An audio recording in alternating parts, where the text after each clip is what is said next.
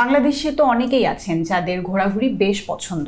বাংলাদেশের সব স্পট নিশ্চয়ই ঘোরাও শেষ, এছাড়া মালয়েশিয়া, থাইল্যান্ড কিংবা নেপালও নিশ্চয়ই ঘুরে ফেলেছেন, কিন্তু ইউরোপে এখনো যাওয়া হয়নি। তাই হয়তো প্ল্যান করছেন নেক্সট সেনজেন ভিসার অ্যাপ্লিকেশনের। এক্ষেত্রে নিশ্চয়ই জেনেই থাকবেন সেনজেনের একটা কান্ট্রির ভিসা করা মানে কিন্তু আপনি একসাথে 29টা দেশ ঘোরার অপরচুনিটি পেয়ে যাচ্ছেন।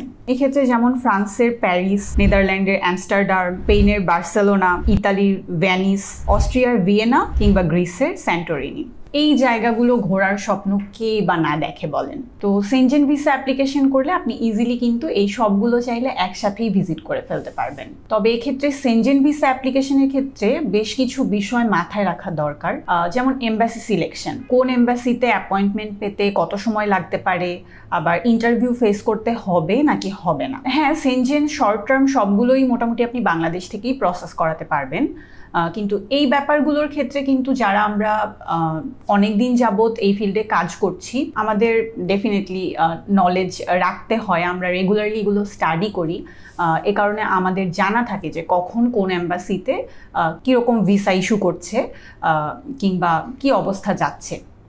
সেক্ষেত্রে আপনি যদি ফার্স্ট টাইম সেনজেন ভিসা অ্যাপ্লিকেশনের প্ল্যান করে থাকেন, সেক্ষেত্রে আপনার এক্সপার্ট গাইডেন্সের প্রয়োজন হতে পারে।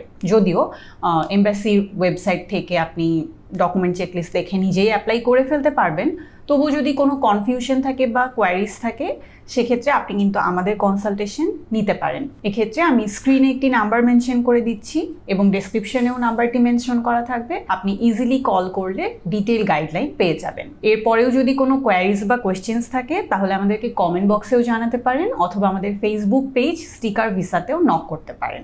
Thank you.